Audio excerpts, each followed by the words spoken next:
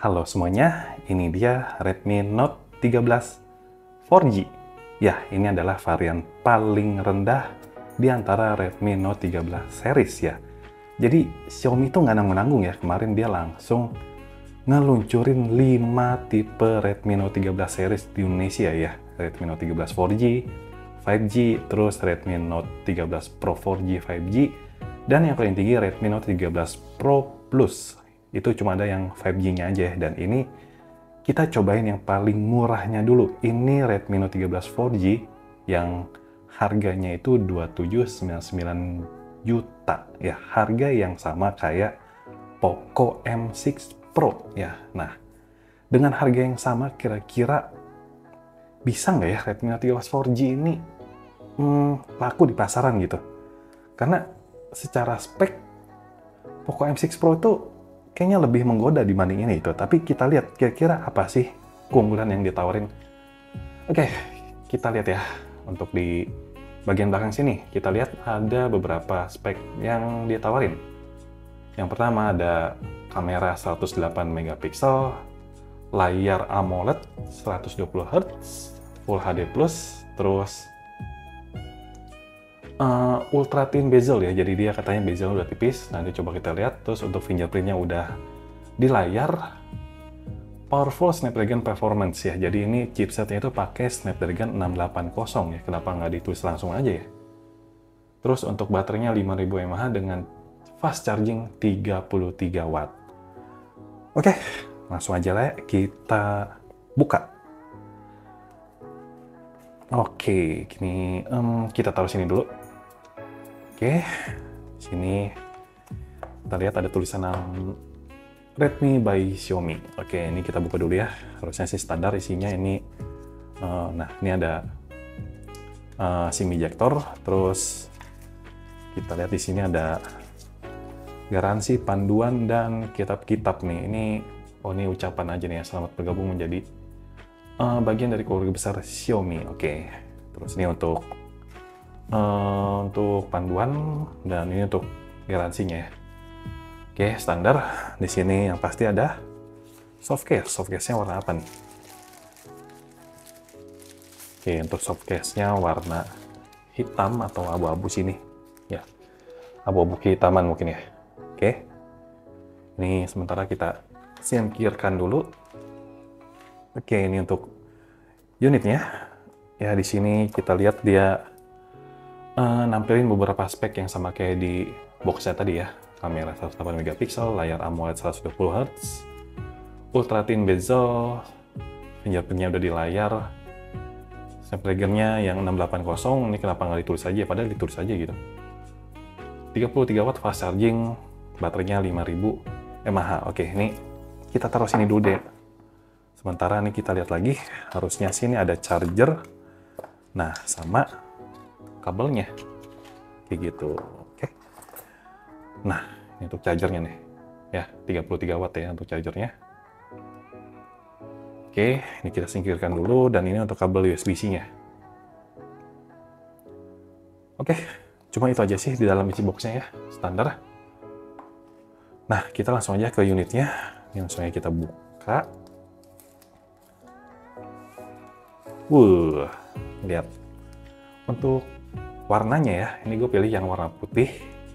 Dan ini ya, coba lihat deh, kalian perhatiin ya, warna putihnya itu kalau kena cahaya kayak ada aksen-aksen cahayanya gitu ya, jadi keren loh. Ini keren, cakep banget.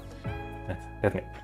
Tuh ya, tuh kalau kena cahaya keren, kayak ada aksennya gitu, cakep loh ini. Oke, gue mau copotin ini dulu ya, biar kelihatan lebih lebih bersih aja gitu. Nah, oke. Udah kita copot. Terus ini untuk desain belakangnya ya. Ini dia full pakai plastik untuk frame-nya juga ya. Terus untuk setup kameranya, dia ada 3 kamera. 108 megapiksel, 8 megapiksel ultrawide, 2 megapiksel makro. Ini untuk LED flash. Di sini ada tulisan 108 megapiksel, dan ini ada logo Redmi ya. Nah, kalau kita perhatiin, ini lumayan mirip sama desain kameranya si Poco M6 Pro loh. Nih, coba kita lihat nih ya. Poco M6 Pro itu setupnya kurang lebih kayak gini gitu. Nah, ini ya mirip ya. Tuh. Kurang lebih mirip, cuma si Poco M6 Pro ini buletan modul kameranya ini lebih gede sih ya. Gede banget. Tapi kurang lebih susunan desainnya kurang lebih mirip. Ya. Oke, dan sama kalau kita lihat bump kameranya juga ternyata lumayan tebal, lumayan menonjol banget ya, bisa dilihat. Tuh. Jadi untuk melindungi nanti harus pakai case-nya sih biar apa ya, nggak terlalu menahan ini banget gitu ya. Kalau kita taruh sini tuh nih kayak ngebam banget tuh. Sampai apa ya? Ya jaga-jaga takut lecet lah, kita harus pakai case-nya. Oke, terus di sini kita lihat ada tombol power, tombol volume. Terus di bawah ya kita lihat ada port USB-C, SIM tray, dan lubang speaker, dan ada lubang mikrofon ya yang kecil ini. Oke, dan di bagian atas karena dia udah dual speaker, dia ada speaker lagi ya. Dia ada speaker lagi di sini. Oke, di sini ada sensor ear blasternya ya.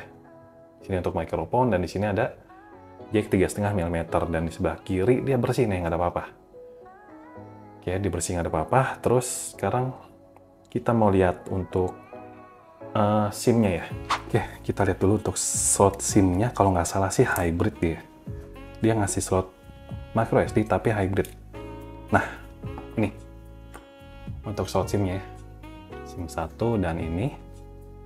SIM 2 dan SD card-nya. Jadi ini hybrid. Jadi kita harus ngorbanin salah satu nih. Kalian mau pakai SIM 2-nya atau SD card-nya ya, kayak gitu. Oke, itu untuk oke, mana nih? Oh, kebalik. Oke, ini kita mau cobain apa ya, pasangnya deh. Nah, ini kalau kita pasang showcase-nya, ups, oke. Nah, si kameranya lebih terlindungi sih ya. Tuh lihat, nggak terlalu menonjol. Tapi sayangnya si warna putihnya jadi nggak kelihatan.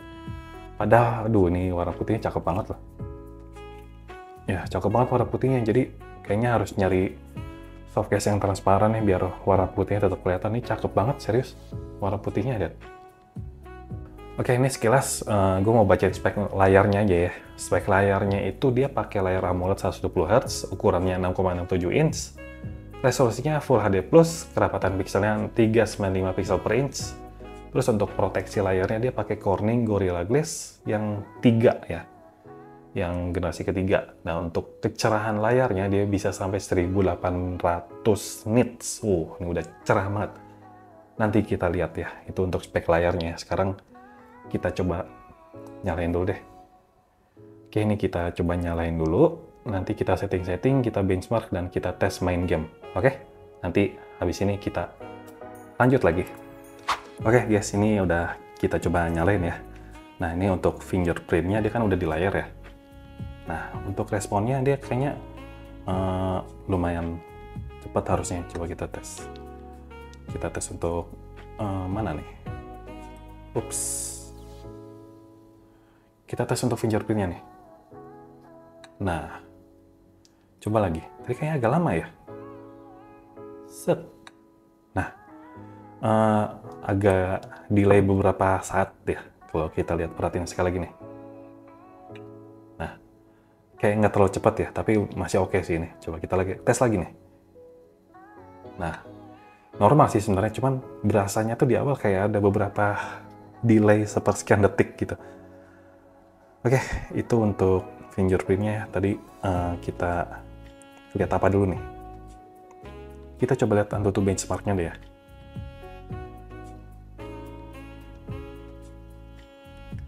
Tadi udah kita coba tes juga nih untuk AnTuTu-nya. Kita lihat. Di sini ada di skor 340 ribuan ya. Nah, coba kita banding sama si Poco M6 Pro ya. Poco M6 Pro itu, kita lihat ya. No, lumayan jauh. Itu hampir beda 100 ribu ya. Dia pakai Helio G99, jadi emang secara chipset memang masih di atasnya gitu, Helio G99 ini.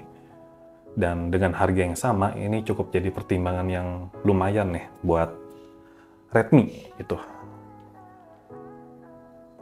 Oke, itu untuk skoran tutunya. Dia ada di 3000, nanti kita coba main game ya.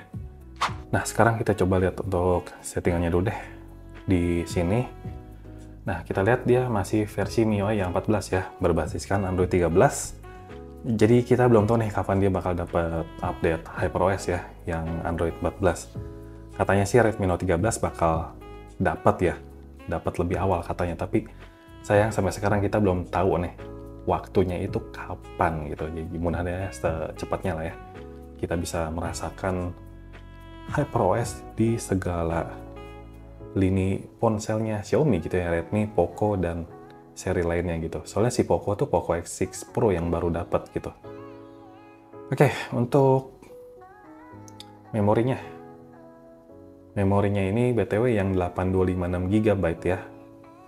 Terpakainya udah 75 GB, dari 256 GB udah diinstal beberapa game soalnya. Untuk info detail speknya bisa dilihat ya di sini. RAM-nya 8 GB, terus 4 GB itu extended RAM ya. CPU-nya Snapdragon 685 versi Android 13. Oke, penyimpanan tersedia 108 GB dari total 256 GB. Oke, kurang lebih ini untuk info spek hardware-nya ya. Seperti itu, kurang lebih. Sekarang kita cobain game dulu atau kamera dulu nih. Kamera dulu deh. Oke, kita cobain untuk kameranya dulu nih. Nah, ini untuk kameranya. Bisa dilihat ya di sini. Ini apa nih? Oh, oke, buat buka menu ya. Oke, untuk mode fotonya ini bisa kita zoom sampai 3 kali. Ini untuk ultra wide-nya. Oke.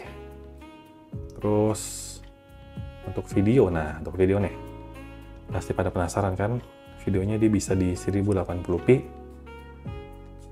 dan FPS cuma mentok di 30 aja nih ya, dia nggak ada pilihan FPS di 60 atau di berapa gitu ya, dia videonya cuma mentok di 30 fps aja ternyata. Oke, untuk video saat ultra wide-nya bisa di 1080p juga. Oke, terus saat merekam, pas ngerekam kita nggak bisa langsung switch ke lensa ultrawide-nya, jadi harus di stop dulu, kayak gitu. Oke, ini untuk mode 108 megapikselnya.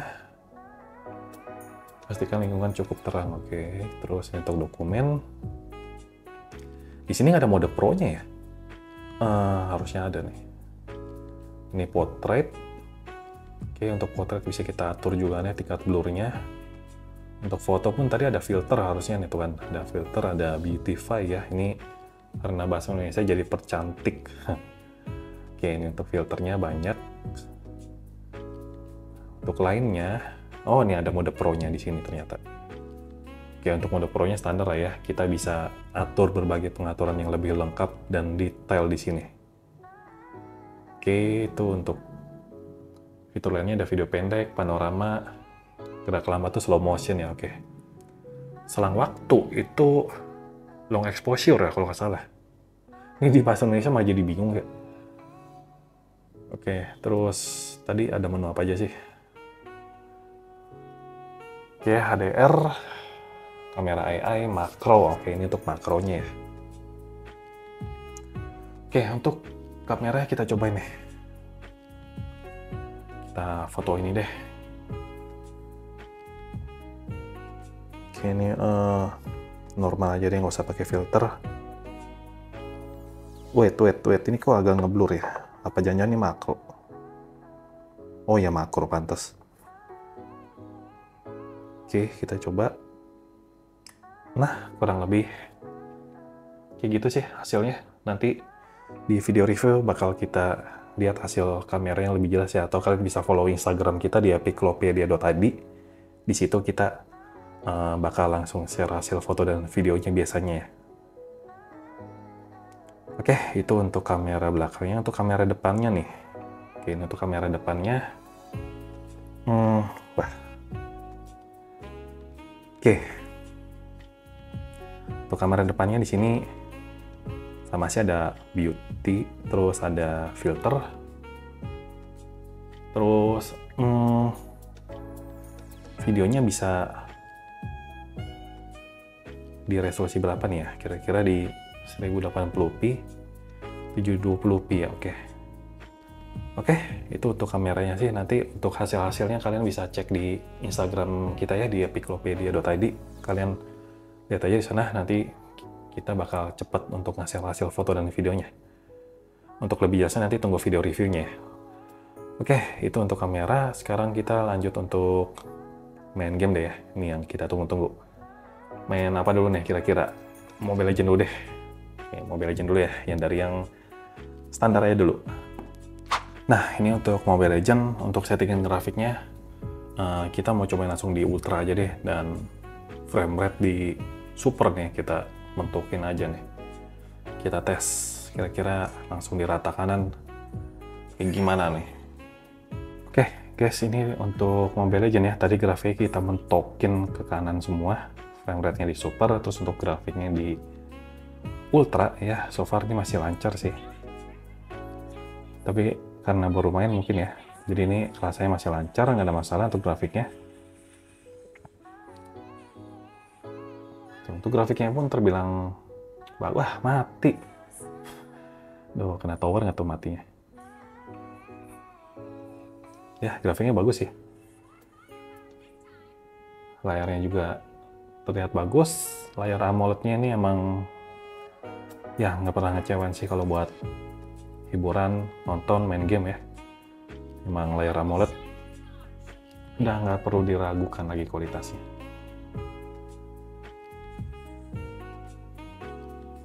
Oke, so far masih lancar. Nanti kita lihat suhunya aman nggak nih. Soalnya tadi belum main aja kayak udah berasa agak hangat gitu. Oke. Sip. Pas berantem juga lancar sini. Mantap.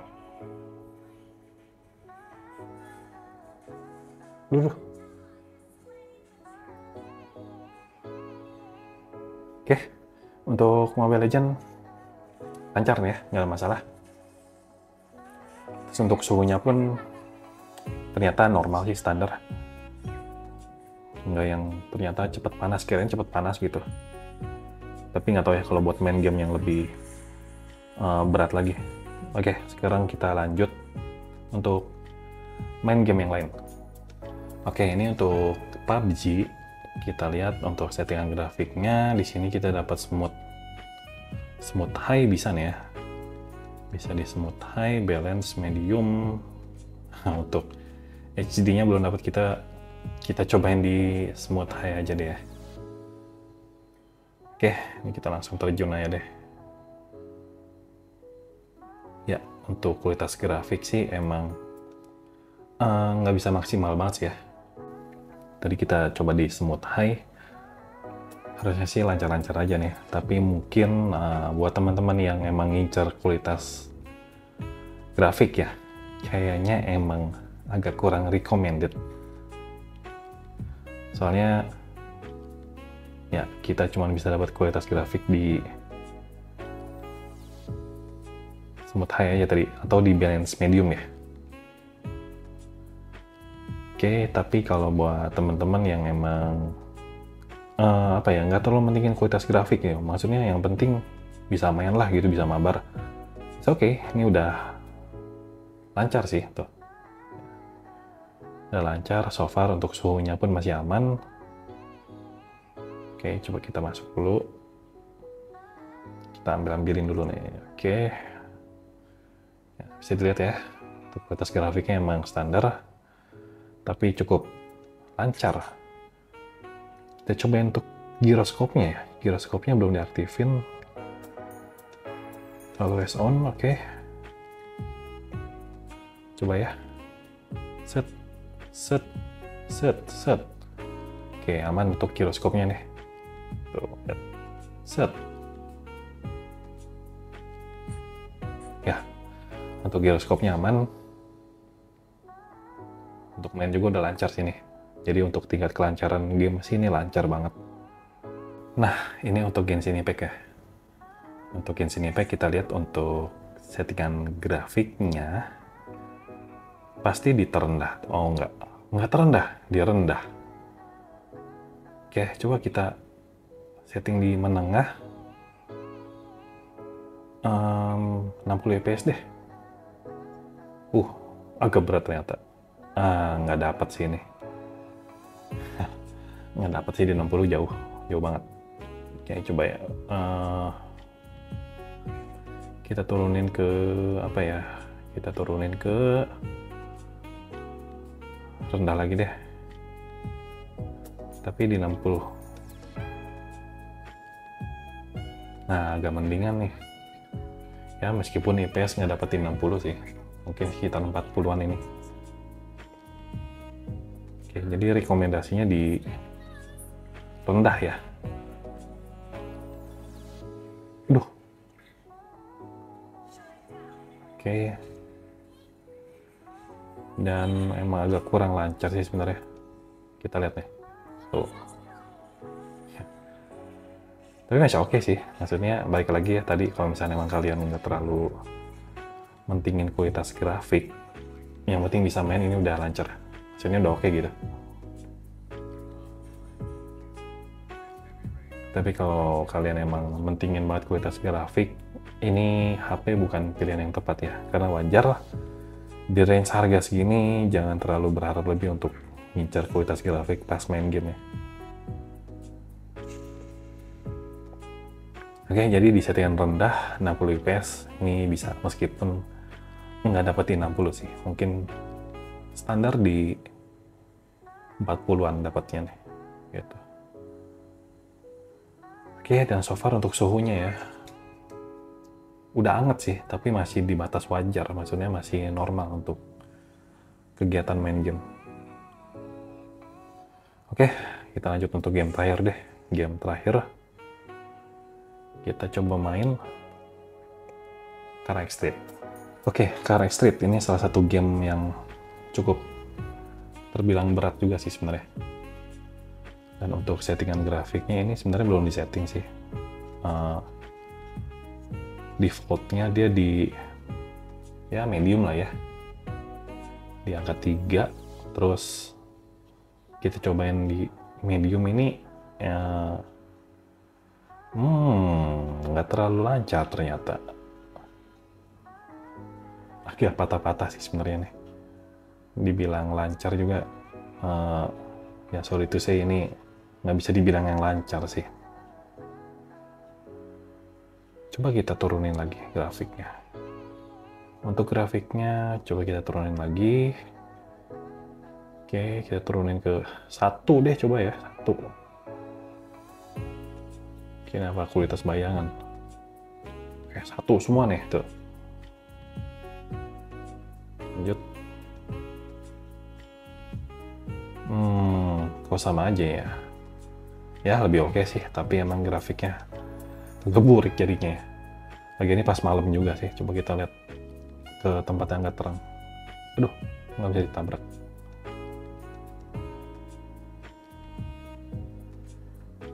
Oke, di grafik ini agak lumayan bisa dimainin sih dibanding yang tadi.